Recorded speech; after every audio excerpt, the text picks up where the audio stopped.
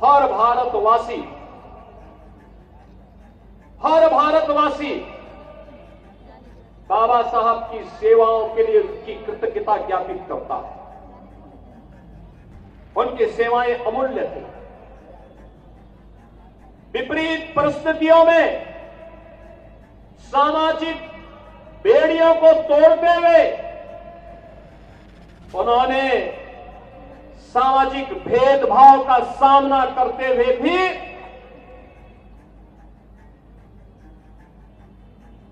शून्य से शिखर तक की यात्रा की थी। ये संघर्षों की यात्रा है। और याद रखना, यही तो भगवान बुद्ध ने हमें प्रेरणा दी है। यही तपस्या है। संघर्षों से तपा हुआ व्यक्ति, संघर्षों से पला हुआ व्यक्ति, संघर्षों से ही बढ़ा हुआ व्यक्ति ही सिद्धि को प्राप्त करता है। और सिद्धि की इस पराकाष्ठा को, मानव से महामानव बनने की इस यात्रा को बाबा साहब ने अपने संघर्षों से अर्जित करके न केवल भारत के अंदर वंचितों, दलितों, गरीबों के लिए, बल्कि समाज के लिए एक प्रेरणा पुरुष बन करके, एक मार्गदर्शक बन करके उनके जीवन को उज्जवल बनाने का राह दिखाया। बल्कि विश्व मानवता के अंदर जहां कहीं भी भेदभाव है, जहां कहीं भी दबित कुंचित आवाजें हैं, उन दबित लोगों को, उनकी आवाज को आवाज देने का कार्य अगर किसी व्यक्ति के जीवन के माध्यम से एक प्रेरणा बन पाती है तो नाम होता है बाबा साहब डॉक्टर भीमराव अंबेडकर का। और यही कारण है बहनों और भाइयों, यह देश बाबा साहब को भारत के संविधान के शिल्पी के रूप में, भारत के संविधान के निर्माता के रूप में स्मरण करता है। और यह वर्ष इसलिए भी महत्वपूर्ण है, यह वर्ष इसलिए भी महत्वपूर्ण है, भारत के संविधान को लागू हुए 75 वर्ष पूरे हुए हैं। यानी बाबा साहब के द्वारा बनाए गए संविधान को लागू करने के 75 वर्ष पूर्ण होने के उपलक्ष्य में आज मुझे भी भीम नगरी में बाबा साहब के स्मृति में आयोजित इस भव्य कार्यक्रम के साथ जुड़ने का सौभाग्य प्राप्त हो रहा है। मैं इसके लिए आयोजन समिति को, श्री GS धर्मेश जी को और यहां के सभी माननीय जनप्रतिनिधियों को हृदय से धन्यवाद देता हूं। बाबा साहब जब 18 मार्च 1956 को आगरा में आए थे, उन्होंने आगरा के अपने अनुयायियों से एक बात कही थी। उन्होंने कहा था कि मैंने संघर्ष किया है, एक रास्ता दिखाया है, अब इसे मंजिल तक ले जाने का दायित्व मैं आपको सौंप रहा हूं। लेकिन ये रास्ता कहां से जाता है? उन्होंने कहा था, शिक्षित बनो, अपने बच्चों को शिक्षित बनाओ। शिक्षा के प्रति उनका आग्रह, शिक्षा के प्रति उनका आग्रह, और उस आग्रह को आगे बढ़ाने के लिए आज सरकारें कार्य कर रही हैं। उन्होंने कहा था, संगठित रहो, अपने हक के लिए लड़ो, लेकिन अंधभक्त बन करके नहीं, सही और गलत की पहचान करके आप आगे बढ़िए, अपना मार्ग प्रशस्त करिए। बाबा साहब भीमराव अंबेडकर जैसा महान व्यक्तित्व हमारे लिए एक प्रेरणा है। और जो बात उन्होंने 1956 में इस आगरा में कही थी, आज भी कोटि कोटि नागरिकों के लिए, वंचितों के लिए, दलितों के लिए, गरीबों के लिए एक मार्गदर्शक के रूप में। बहनों और भाइयों, आज जब हम लोग बात करते हैं बाबा साहब भीमराव अंबेडकर जी के, तो याद करना, जो भी भारत के संविधान का अपमान करता है, जो भी बाबा साहब भीमराव अंबेडकर के द्वारा बनाए गए संविधान का अपमान करता है, इसका मतलब वे बाबा साहब की अवमानना कर रहे हैं और हमें ऐसे लोगों को बर्दाश्त नहीं करना चाहिए। बाबा साहब भीमराव अंबेडकर के द्वारा बनाया गया संविधान अपनी 75 वर्षों की शानदार यात्रा को लेकर के आगे बढ़ा है। उत्तर से दक्षिण तक, पूरब से पश्चिम तक पूरे भारत को एकता के सूत्र में बांधा है। भारत के प्रत्येक नागरिक को दुनिया के अंदर बड़े बड़े देश हैं, शक्तिशाली देश है, लोकतंत्र का वे लोग तमाम प्रकार की घोषणाएं करते हैं, लेकिन उन्होंने अपने यहां अश्वेतों को, दलितों को अपना मताधिकार का उपयोग करने की स्वतंत्रता नहीं दी थी। लेकिन बाबा साहब भीमराव अंबेडकर जी के द्वारा बनाए गए संविधान ने पहले आम चुनाव से ही हर गरीब को, हर वंचित को, हर दलित को अपना मत को उपयोग करने की पूरी स्वतंत्रता दी है। और भारत के बड़े से बड़े व्यक्ति से लेकर के एक गरीब से गरीब व्यक्ति तक, हर दलित को, हर वंचित को अपना मताधिकार के उपयोग करने की स्वतंत्रता अगर किसी ने दी है तो बाबा साहब भीमराव अंबेडकर के द्वारा प्राप्त हो पाया और भारत दुनिया के अंदर सबसे बड़ा लोकतंत्र के रूप में अपने आप को स्थापित कर पाया। जो लोग बाबा साहब के नाम का उपयोग करते हैं लेकिन बाबा साहब के द्वारा बताए गए मूल्य और आदर्शों के विपरीत आचरण करते हैं, वही लोग इस मिशन में सबसे बड़े बाधक हैं। याद करिए बाबा साहब को चुनाव हराने वाले कौन लोग थे। 1952 का चुनाव बाबा साहब को हराने वाले लोग कौन थे। 1954 का उपचुनाव बाबा साहब को हराने वाले कौन लोग थे।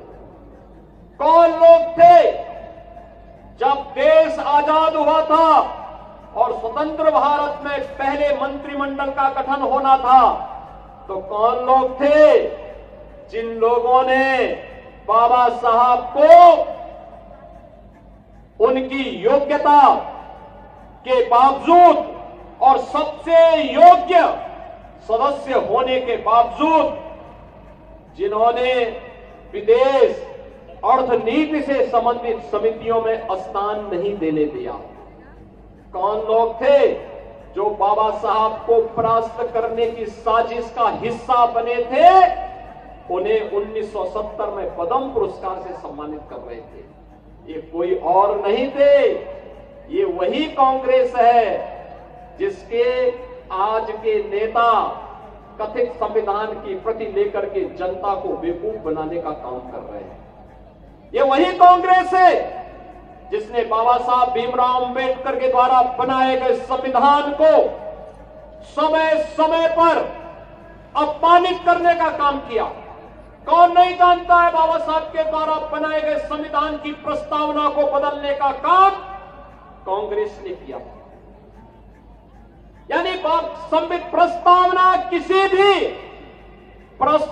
किसी भी पवित्र ग्रंथ की आत्मा होती है। अगर मनुष्य की आत्मा निकल जाती है तो शरीर का क्या हाल होता है, और ऐसे ही किसी पवित्र ग्रंथ की प्रस्तावना के साथ छेड़छाड़ कर दिया जाए क्या हालत होते हैं। और ऐसे ही शरारत, इमरजेंसी लागू करके संविधान का गला घोटने का काम देश के अंदर कांग्रेस ने किया था। और बहनों और भाइयों, तब भी ये लोग जनता को बेवकूफ बनाने के लिए, बाबा साहब के नाम पर वोट बैंक बनाने के लिए आने का दावा करते हैं। याद करिए, यही समाजवादी पार्टी थी, यही समाजवादी पार्टी थी जिसने बाबा साहब भीमराव अंबेडकर जी के नाम पर बनाए गए मेडिकल कॉलेजेस का नाम बदल डाला था, उनके नाम पर बनाई हुई संस्थाओं का नाम बदल डाला था। असीम अरुण हमारे समाज कल्याण विभाग के मंत्री हैं, कन्नौज के विधायक हैं, इस आगरा में एसएसपी के रूप में उन्होंने कार्य भी किया है। और जब इन्होंने मुझे जानकारी दी कि समाजवादी पार्टी ने पाप किया था, मैंने कहा उसी कन्नौज में जाकर के फिर से वहां के गवर्नमेंट मेडिकल कॉलेज का नामकरण बाबा साहब के नाम पर करेंगे। और बहनों और भाइयों, मुझे प्रसन्नता है कि हमारी सरकार ने बाबा साहब के नाम पर फिर से उस स्मारक, वहां पर उस मेडिकल कॉलेज का नामकरण किया। बाबा साहब का महापरिनिर्वाण 6 दिसंबर 1956 को हुआ था। कांग्रेस ने दिल्ली में बाबा साहब का स्मारक नहीं बनने दिया। कांग्रेस जब भी आई स्मारक बनाने की मांग होती रही, लेकिन कांग्रेस ने कभी भी स्मारक नहीं बनने दिया। बाबा साहब को भारत रत्न नहीं देने दिया। कांग्रेस की पीढ़ियों के लिए तमाम कांग्रेस के नेहरू गांधी परिवार के सदस्यों के लिए 50-50 एकड़ के स्मारक बनाए गए, लेकिन बाबा साहब के नाम पर 1 इंच जमीन भी इन्होंने कांग्रेस ने दिल्ली में नहीं देने दी गई। बाबा साहब को के लिए भारत रत्न देने का काम तब हुआ जब श्रद्धेय अटल बिहारी वाजपेयी जी के द्वारा, भारतीय जनता पार्टी के द्वारा दिल्ली के अंदर सरकार को समर्थन किया जा रहा था। तब बाबा साहब को भारत रत्न से सम्मानित किया गया। जब बाबा साहब को दिल्ली में स्मारक बनना था, कांग्रेस व्यवधान डाल रही थी। भारतीय जनता पार्टी के सहयोग से बाबा साहब का दिल्ली में भव्य स्मारक बन पाया। बाबा साहब की जन्मभूमि मऊ मध्य प्रदेश हो, बाबा साहब के द्वारा उच्च शिक्षा इंग्लैंड के जिस भवन में ली गई थी, इंग्लैंड के उस भवन को बाबा साहब के स्मारक के साथ साथ भारत से जाने वाले अनुसूचित जाति जनजाति के छात्रों के लिए उच्च शिक्षा का अध्ययन का केंद्र बनाने और स्कॉलरशिप की व्यवस्था ये प्रधानमंत्री मोदी जी के द्वारा किया गया।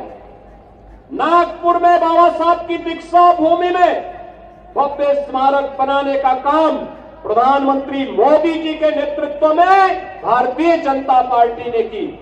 बाबा साहब की चैत्य भूमि मुंबई में भव्य स्मारक बनाने का काम ये भारतीय जनता पार्टी ने मोदी जी के नेतृत्व में किया है। मोदी जी के नेतृत्व में पंच तीर्थ बाबा साहब के नाम पर बनाने का काम किया है। गरीबों के लिए, वंचितों के लिए, दलितों के लिए बाबा साहब ने आरक्षण की बात की थी। उस आरक्षण को लगातार कंटिन्यू रखने के लिए गरीबों को, दलितों को उनका हक मिले, अनुसूचित जाति जनजाति के छात्रों को उनका स्कॉलरशिप का अधिकार मिले। याद करिए 15-16 में अनुसूचित जाति जनजाति के छात्रों के स्कॉलरशिप को प्रदेश में समाजवादी पार्टी ने रोक दिया था। जब 17 में हम लोग आए, मैंने पूछा ये छात्रवृत्ति क्यों रोकी गई? उन्होंने कहा समाजवादी पार्टी की सरकार ने रोका है। मैंने कहा इसका प्रावधान करिए और एक साथ रिलीज कर दीजिए, जिससे हर गरीब छात्र को, हर दलित छात्र को, अनुसूचित जाति जनजाति के हर छात्र को स्कॉलरशिप का पैसा मिल सके। और बहनों और भाइयों, मैं आप सबको ये कहने के लिए आज आया हूं यहां पर, लखनऊ में बाबा साहब की स्मृति को जीवंत बनाए रखने के लिए अनुसूचित जाति जनजाति के छात्रों के लिए एक भव्य स्थल बने, वहां पे शोध हो, बाबा साहब के दर्शन पर शोध हो और उच्च शिक्षा अर्जित करने के लिए स्कॉलरशिप की व्यवस्था हो। डॉक्टर भीमराव अंबेडकर महासभा के साथ मिलकर के हम लोग एक भव्य स्मारक बनाने का काम लखनऊ में कर रहे हैं। और आज मैं यही कहने के लिए आपको भी आया हूं, लखनऊ में बुद्ध विहार में भी एक भव्य स्मारक बनाने का काम हमारी सरकार यहां पे भी करने वाली है। आगरा में भी हम लोग करेंगे। ये केवल स्मारक नहीं होगा, बाबा साहब के जीवन दर्शन पर आधारित होगा, भगवान बुद्ध की शिक्षाओं पर आधारित होगा। बाबा साहब के दर्शन पर शोध का एक केंद्र बनेगा और उच्च शिक्षा के लिए स्कॉलरशिप की विशेष व्यवस्था के लिए भी स्मारक के साथ साथ छात्रावास की व्यवस्था वहां पर दे करके उन छात्रों को जो लोग बाबा साहब के दर्शन पर कार्य करेंगे, उनकी समाज नीति पर, उनकी विदेश नीति पर, उनकी अर्थनीति पर कार्य करेंगे, उनको आगे बढ़ाने का कार्य भी इस केंद्र के माध्यम से हम लोग आगरा से भी आगे बढ़ाएंगे। उत्तर प्रदेश में डबल इंजन की ये सरकार प्रधानमंत्री मोदी जी की गारंटी के अंतर्गत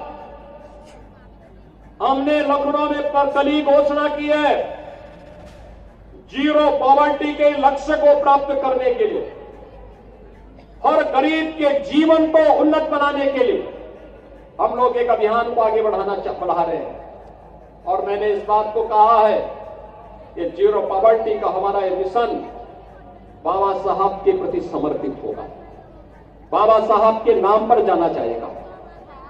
इसके तहत उस हर गरीब को, जिस गरीब के पास जमीन नहीं होगा, जमीन का पट्टा देने का काम, जिसके पास मकान नहीं होगा, मकान देने का काम, जिस गरीब के पास राशन कार्ड नहीं होगा, राशन देने का काम, जिसके पास आयुष्मान का कार्ड नहीं होगा, आयुष्मान का कार्ड, जिसके पास पेंशन की सुविधा नहीं, उसको पेंशन देने का काम, जिसके पास रोजगार नहीं होगा, उसको नौकरी या रोजगार देने का काम, जिसके पास जो सुविधा नहीं होगी, उसको सुविधा देने का काम जीरो पॉवर्टी के अंतर्गत सरकार करने जा रही है। और ये सभी कार्य बाबा साहब के नाम पर होंगे, बाबा साहब को समर्पित होंगे। लाखों लोग इससे प्रेरित होंगे। एक भारत है, 80 करोड़ लोगों को फ्री में राशन की सुविधा का लाभ दे रहा है, और दूसरी तरफ पाकिस्तान है, 1 जून रोटी के लिए लोग तरस रहे हैं। पाकिस्तान के हालात क्या हैं, किसी से छुपा हुआ नहीं है। ये लोग जो गुमराह करने के लिए आते हैं, इनका मुंह बंद हो जाता है बांग्लादेश के अंदर हिंदुओं पर होने वाले अत्याचार पर। याद करिए बांग्लादेश के अंदर वो हिंदू कौन है। बहन और भाइयों, ये कोई और नहीं, ये सभी दलित और गरीब हिंदू वहां पर है, वही अत्याचार का शिकार होता है।